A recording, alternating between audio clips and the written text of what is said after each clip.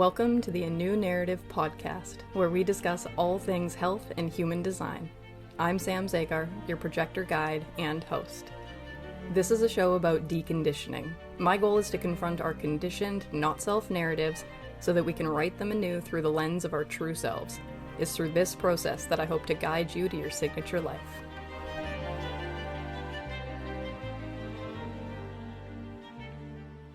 Hey, welcome back. It's been a minute, or, more accurately, I guess it's been about 2 months. I've definitely been living my life a little bit differently, and I wasn't in too much of a rush to share it with you. Historically, as soon as I start to make a change in my life, I tend to get real excited about it, and I want to share. But I've been sharing a lot less lately. I've actually just been talking a lot less. My YouTube videos are coming out slower. I took a bit of a break on this podcast. And it's pretty obvious to me why. I started teaching a course in September, and as much as I only teach on Fridays right now, class is supposed to be a minimum of 75 minutes. And I promise to teach for at least 60 minutes of every class, and then I hold space for questions. But they're not all totally planned conversations, and, sometimes I get a little tangential. And I don't feel bad about going over time. Really, I'm never going to feel bad about over-delivering. If people need to leave class and I'm still, yapping away, that's cool. Everyone has their own authority. They're encouraged to leave when they need to. But the emphasis is on how I've been using my voice a little bit differently. So since I started teaching the course, I feel like I'm talking less on Instagram, I'm talking less on YouTube, I'm talking less on the podcast, I'm talking quite a bit to my students. And then a lot of the sessions that I'm doing in between are either strategy and authority sessions for new clients, or they're what we call student sessions, and the people who have signed up for my courses, they have access to a specific kind of session for further learning with me. Now, related and unrelated is I got back together with the Emotional Manifester back in May. Things are still going well, still going very strong. In fact, this probably is the best we've ever done. And it's not to say that there aren't hiccups or challenges or anything like that. But what's so good about now is how I handle them, how I navigate the challenges. I know human design. My partner does not really know human design. But I will say that my partner, he naturally does a better job of living his type. He's an emotional manifester. There's something he just, maybe it's the no interference thing, maybe it's the freedom thing, maybe it's the closed and repelling aura, but he just seems to be better about being his own authority. And, it's admirable, but really what I'm saying is I'm totally jealous. And I've been watching him for, months, but really I've been watching him for years on and off. There are some things that he does an excellent job at. There are certain mechanics that I see him use, and, whether or not he knows that's what's going on is irrelevant. But there are qualities in him that are just, it's so obvious to me that these are his qualities. Like, he's a right brain, right mind. He has feelings cognition. The feelings cognition one is just, it's absolutely incredible. His ability to read a room, which is such a laughable thing for me to say because I'm a projector. My gift is in reading people. My gift is in grabbing someone's magnetic monopole and seeing who this person really is. But as well as I can see people that way, there are other ways in which I can't see people at all, and I am completely blind. You might say that I'm a little bit, well, on one hand, it's almost like dense. Like, it's almost like I come across a little bit dense in my inability to read a room. It's so fascinating, right? Like 1-to-1, I can read a person so well. But what I'm really not good at is reading a room. It's funny because him as the manifester, like, he's going to be pretty shit at reading other people. Like, he can't grab a monopole. He cannot see me the way another projector would see me. And yet, that feelings cognition, his awareness of what is happening in an area rather than like what's going on for a person, like they're weird nuanced differences, but he can read something really well and I can read something very different really well. He offers a lot of benefit to me. Sometimes I'm like, well, what benefit do I offer him, right? Like, I think the best benefit that I can offer him is to know his mechanics and just try and respect them accordingly. Like, don't try and control him. That's respect for his mechanics. It's not so much that I can read him, I can read his mechanics and know what's desirable for him, what's gonna feel better for him. Whereas, like, he's helping me learn to read a room, and part of this is throat mechanics. Definitely part of this is throat mechanics. And there's a bit of a, like, joke here with my son Maven. My son Maven is a manifesting generator, and so what I want to point out are a couple different mechanics that are happening here. So I've got a manifester with motor to throat, and his specific design goes emoting to judgment to surrender to the money line to acceptance. Okay. So then there's my son. He's a pure MG, channel of charisma MG. So he is literally sacral to throat. Now, sacral to throat doesn't have too much of a filter on it, right? And that being said, generators in general are not supposed to have too much of a filter. That's kind of part of the problem for most older generators. They're conditioned to try and say the right thing, not actually have the response that is natural for them. So many of them have been conditioned out of making the response noise because whatever, people are trying to condition that out of them. They don't like it for some reason. So there's some interesting stuff here where I am looking at conditioning over a long period of time. I'm an undefined throat. Only hanging gate is gate 35. Now, my mom is an emotional generator. Undefined throat.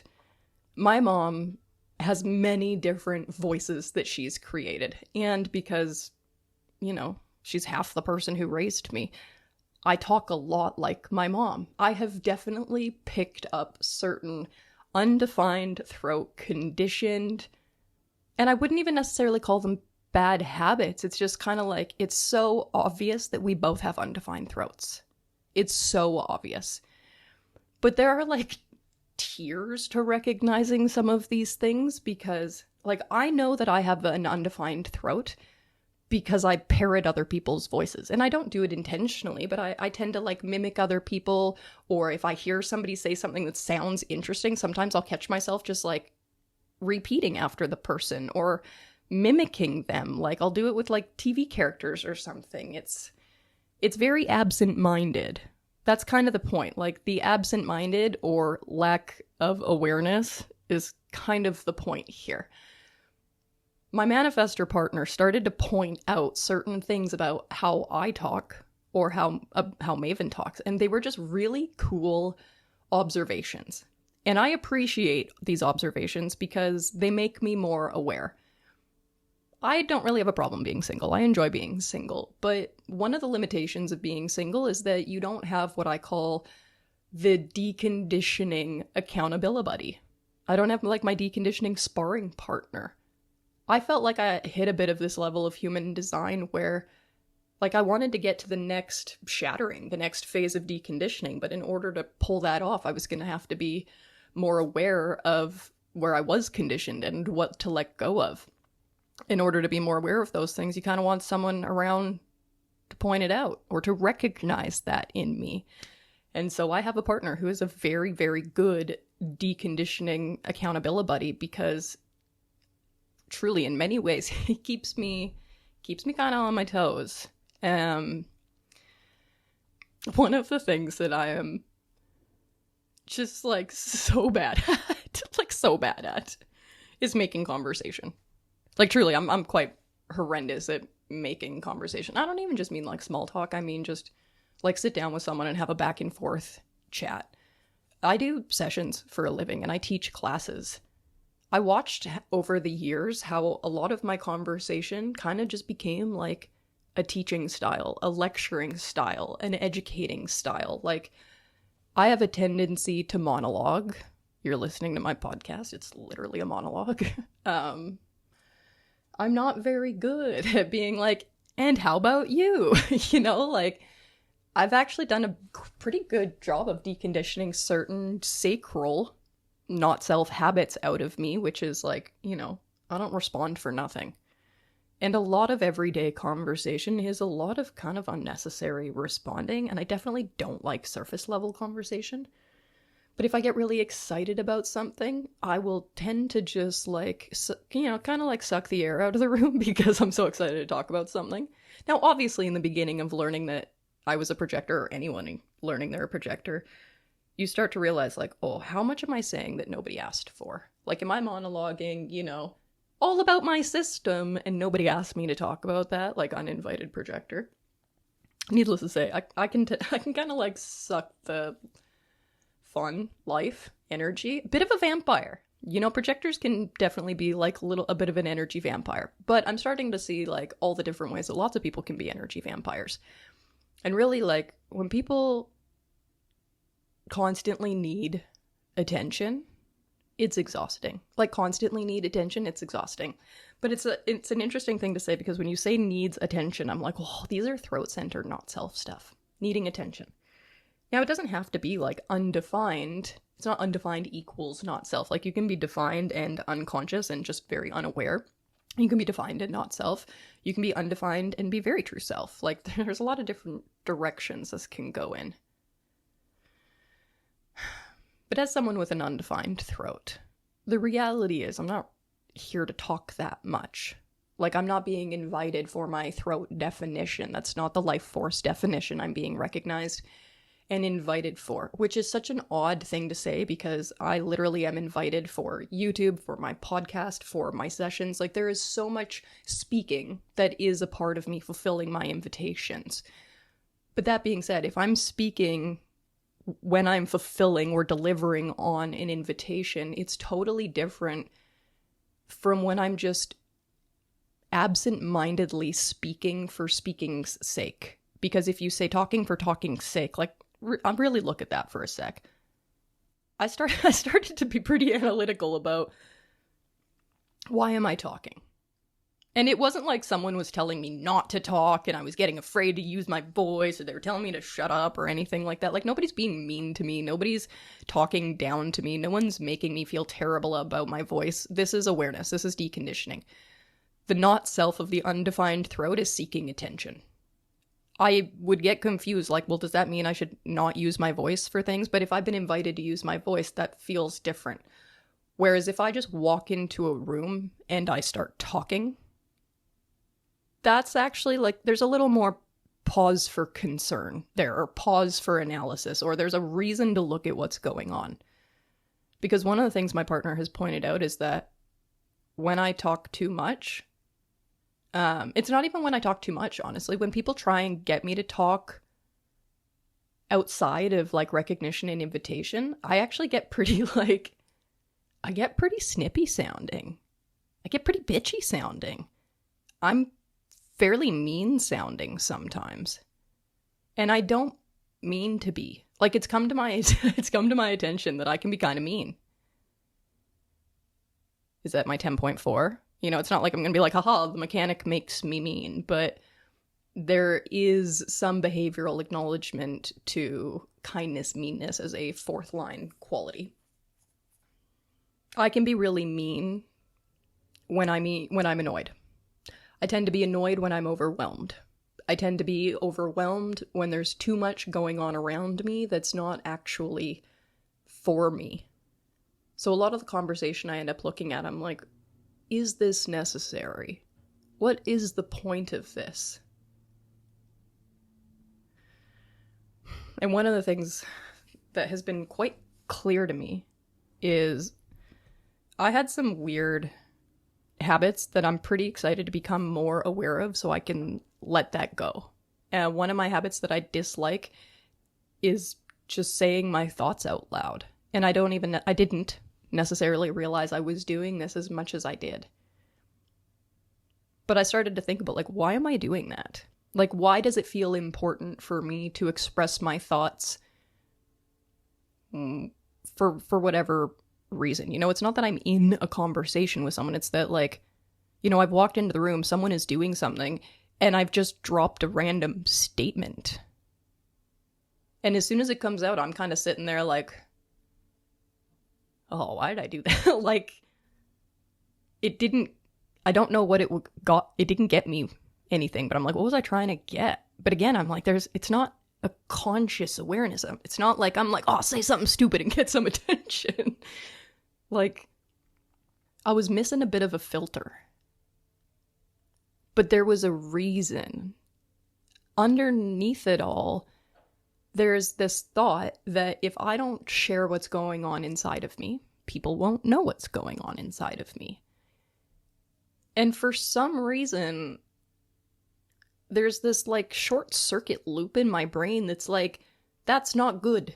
People want to know what you're thinking. People want to know, not even about me. Like, I genuinely don't actually think people want to know about me. I think people want to know about people, but that's not true either. It's that I want to know about people. I want to know, honestly, like, I would love to crawl inside people's brains and find out what they're thinking all the time. But I'd also like to be able to mute that when I've had enough of it. And so I think just because, in many ways as a kid, I felt kind of lost. Like, there's what people say and then there's what they actually think. And I've known from a very, very young age that there's a difference. And a lot of the times when people are talking, they're not actually saying the truth. And I want to know the truth. Like, my only throat gate is I feel gate 35. Like, and it comes from the human experiential way. I love to know how people feel. I want to know what their emotions are. Like, that can also make me kind of an annoying person to hang out with because I don't do surface level conversation very well. Like, it's almost like I'm inept at conversation, or we're going to take this like one-to-one, very deep, very emotional.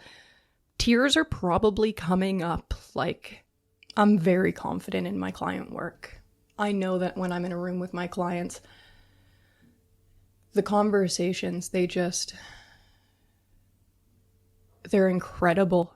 Like, they're really, really incredible. They're very comfortable. They're so deep. They're so effective. Like, the level of confidence that I have in guiding a client who has recognized and invited me, I don't have any hesitancy with my voice there. But outside of my client work, there has been, like, quite a bit to consider and be made aware of. It's interesting how I took a narrative of, like, I want to know other people's thoughts. I want to know what's going on for people around me. And I assumed that that meant that that's what other people wanted from me. And so I let that dictate my behavior, which is not self-behavior. There's a little bit of an experiment I've been doing recently, and it involves Maven. Maven has developed some habits, and he developed them because I conditioned them into him, right? Okay, so there's like an awkward level of awareness here as a parent. When your kid starts to do something that you can tell is an undesirable quality, and I mean it's an undesirable quality because it's not only not self, but it has a little bit of a repelling effect on the people around him. And I feel, some guilt and some shame that these are my conditioned qualities that I passed down to him. And yet at the same time, without awareness, how was I supposed to do any differently? And so with awareness, I can do things a little bit differently. And so I've started sharing my process with Maven about how there are certain ways that I was using my voice that not only didn't feel good for me, it didn't feel good for the other people that I was projecting my voice at. One of the kind of shared annoying qualities that Maven and I have would be this like announcing ourselves when we'd walk into a room. I don't think I do it nearly as much as Maven, but Maven has this habit where he walks into the room and he goes, "Hi." And like he actually, it's like he has these like pre-recorded ways that he enters the room and I can predict them. And so it's, "Hi, I have a question." So first thing is he goes, "Hi," and I just automatically am like, "Hey," you know? But I was so auto doing it, like when my partner started to point out, like, you and Maven say hello to each other literally every time you walk into a room. Like, my partner does not say hi every time he walks into the room. It would be actually really weird, and it would stand out so much if he did it. But Maven and I, like, it's such an ingrained thing, it doesn't stand out to us. But it puts me in response mode. It makes him feel like he needs to, like, inform and announce himself constantly. And so I asked him, I was like, "Do you know why you do that? Like, when you walk into the room and you say hi, like, think about it for a sec. What makes you want to do that? If you didn't say hi, like, would that make you uncomfortable, or would you think that you did something wrong?" And he said he thinks that it's polite. And I was like, "Oh, tell me more about that." And he's like, "Well, it's polite." But he couldn't really explain necessarily how it was polite. And he's 10 years old, so his understanding of words, I'm like, maybe he doesn't fully understand what polite even means. But when he's like, "I think it's polite," it was kind of his way of saying, like, it feels considerate to him to, like, acknowledge the other person's presence, or to, like, let people know that, like, you've walked into the room. And as he was explaining this, I was like, okay, I can understand why he sees it that way. But I was like, Maeve, I don't actually know if that's true. Like, let's talk about this for a minute. If you walk into the room and somebody, like, and you look at the room, you look at what's going on in the room. Let's say somebody is working on a computer in the room and you walk in and you go, "Hi." Number one, actually, I think you may have just been like a distraction or a disruption or an interference. Like, maybe you bothered the person. Maybe you took their focus away. So maybe when you walked in and you said hi, you did it because you thought that's how we be polite. But the other person who just experienced that, they don't think that you disrupting them or disturbing them or interrupting them, maybe they don't see that as polite. And he was like, "Oh, I can totally see that." And I'm like, okay, so, I'm going to throw myself into this deconditioning conversation as well. I'm like, how often do I walk into the room and I require something from somebody? That's an interesting way it was pointed out for me. It's like, Maven sees it as going, "Hi," and being polite. But actually, what if he's being needy? What if he's being an energy suck? What if he's walking into the room and he just needs everybody to look at him? He just needs the attention. And I'm looking at me going, there's no way I'm going to criticize my son for this if he's learning it from me. These are some of the very uncomfortable moments of awareness, but also, like, yeah, sometimes really good things are really uncomfortable. Pretty much everything solar plexus related is good and uncomfortable. Truth and confrontation can hurt and feel amazing. This is a little bit of truth and confrontation with myself. How can I ever criticize my son for doing something that I taught him to do? And yet, how do I know that I taught him to do it? It's really helpful when someone else points this out at me. And, like, you gotta understand, I'm speaking positively right now about my emotional manifestor partner informing me of something that he is feeling, observing, watching. First line profile, he has a lot of questions. He asks a lot of questions, like, why do you do this? Do you notice this? Is this your goal? Like, And while it is, pretty uncomfortable to be like, oh God, my parenting is under a microscope, like, I'm actually so grateful for it because I'm happy to be able to try and work on these things when Maven is younger rather than having Maven grow up and then look back and be like, what the hell, mom? Because that's what happened with me and my parents. I grew up and then I look back and I was like, what the hell? So if I can be a little bit more aware of these things, then I can do better, try again. I'm a defined ego and a conscious third line. Try to do better. Try to do better. And that's cool for me. I can do that. In my, I'm becoming more aware of things by observing Maven, but in the observation of Maven, part of what I'm seeing is myself and how I conditioned certain things. I did condition him to think that it was polite to walk into a room and announce your presence. I don't know if I taught him the right thing there. One of the things that I've told Maven is that I'm very bad at giving back in a conversation. I said, people will often ask me something and I'll give them an answer, but I don't reciprocate. I could definitely do a better job of that. Because, if someone says to you, like, hey, what are you doing today? More often than not, that person isn't necessarily interested in what I'm doing. Maybe they are actually trying to set it up so that I say, blah, blah, blah, blah, blah, blah. What are you doing today? And that's all they wanted out of the conversation. Maybe they just wanted to be asked back. And then I gave a whole monologue about what I'm doing that day, and I never asked them back what they were up to. I'm not a very enjoyable person to talk to when that's happening. Another interesting thing is, how many details are necessary? When I talk about something, I tend to give significantly more information than the person is looking for. And I laugh because I always look at mechanics, right? Where's the reasoning for this?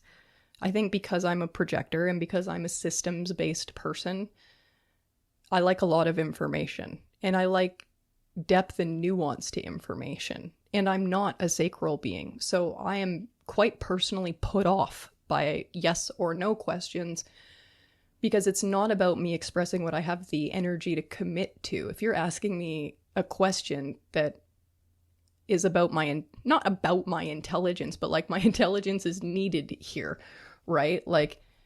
You're not asking me do you want to wear this shirt or this shirt? You're asking me